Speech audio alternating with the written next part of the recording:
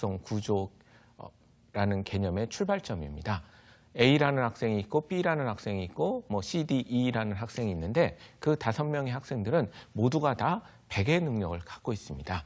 그러나 아이들이 생긴 게 다르듯이 성격이 다르듯이 100은 100인데 그 안에서는 생긴 것이 다른 것과 마찬가지로 여러 가지 능력들의 비율과 조합이 다른 상태로 이루어져 있다는 것을 우리가 적성구조라는 개념을 사용하게 되는 거죠. 실제로 적성구조라는 개념은 복잡한 개념이긴 하지만 이해를 쉽게 하기 위해서 간단한 예를 한번 들어보겠습니다. 5명의 학생이 있는데 어떤 학생은 학습 100의 능력을 갖고 있는데 학습 능력을 100을 가지고 태어났습니다. 자, 100의 능력을 갖고 있는데 학습 능력이 다 100입니다. 어떤 학생이죠? 우리 학생들이 제일 부러워하는 엄마 친구 아들과 같은 그런 존재가 되는 거죠. 학습 능력이 다 100인 겁니다. 이 아이는 어떻습니까? 학습 능력이 100이기 때문에 굉장히 공부를 잘할 수 있는 그런 아이가 되는 거죠.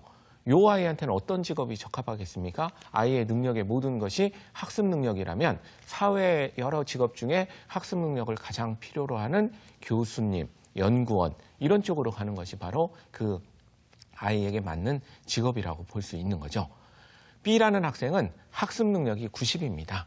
그러면 이 집에서는 사실 엄마들이 굉장히 아쉬워하죠. 조금만 더 하면 될 것 같기 때문에 학습 능력이 90 정도 되는 집에서 사교육이 많이 발생을 합니다. 엄마 생각에는 조금만 더 투자하면 될 것 같다라고 생각을 하는 거죠. 그런데 이 90인 아이는 우리 100인 아이가 갖지 못한 5%의 사회성과 5%의 손재주를 가지고 있습니다.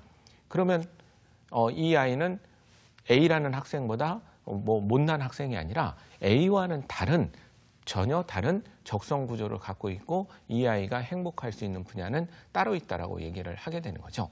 뭐 간단하게 예를 한번 들어보면 높은 학습 능력과 사회성과 손재주가 있기 때문에 이 학생한테 가장 어울리는 직업은 우리가 모두가 다 알 수 있는 직업 중에 의사라는 직업이 아주 적합하다라고 볼 수가 있는 거죠. 높은 학습 능력을 갖고 있으면서 그다음에 여러 가지 사람을 대하는 직업이기 때문에 사회성이 있어야 되고 그다음에 많은 어떤 시술 과정에서 손재주가 필요하기 때문에 손재주를 갖고 있어야만 명의로서 행복감을 느끼면서 성장을 할 수가 있게 되는 그런 구조를 갖고 있는 거죠.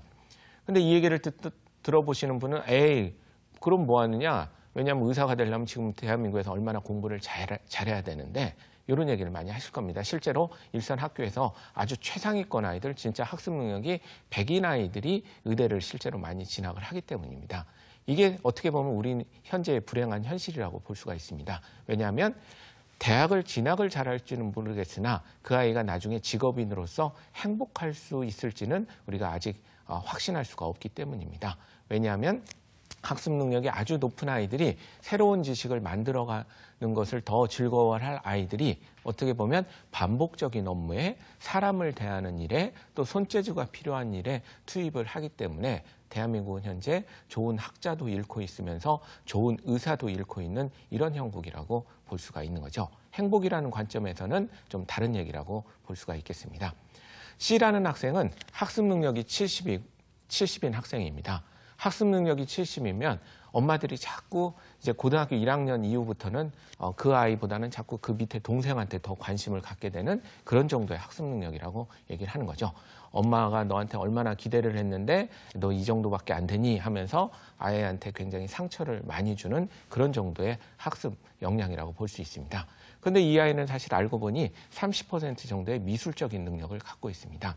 70의 학습 능력과 30의 미술 능력. 아마 중학교 정도 되면 엄마가 고민했을 겁니다. 공부도 좀 보이고 미술도 보이기 때문에 공부 쪽으로 밀을지 미술 쪽으로 밀을지 고민을 했겠죠.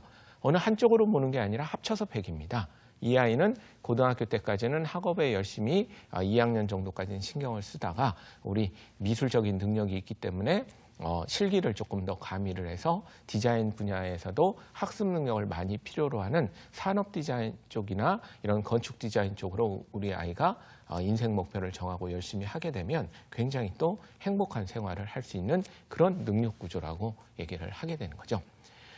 D인 학생은 학습 능력이 30이고 미술 능력이 70입니다.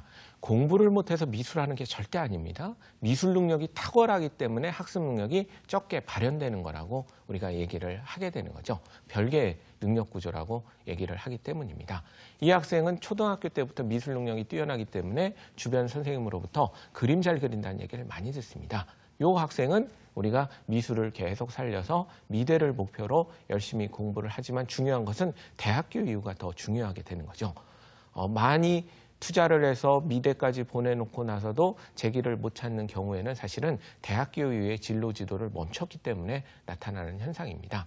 대학교 이후에 미술을 기반으로 해서 뭐 예술 경영 쪽으로도 갈 수 있고 예술 기획 쪽으로도 갈 수 있고 홍보 마케팅 쪽으로도 갈 수 있는 다양한 어떤 진로 설계가 우리 그 아이한테 이루어진다면 좋은 미술적인 능력과 학습 능력이 더해져서 행복한 인생을 살 수 있는 그런 능력 구조라고 적성 구조라고 얘기를 하게 되는 것이죠. 어떤 학생은 학습 능력이 25인 상황에서 사회성이 75인 그런 경우도 있습니다.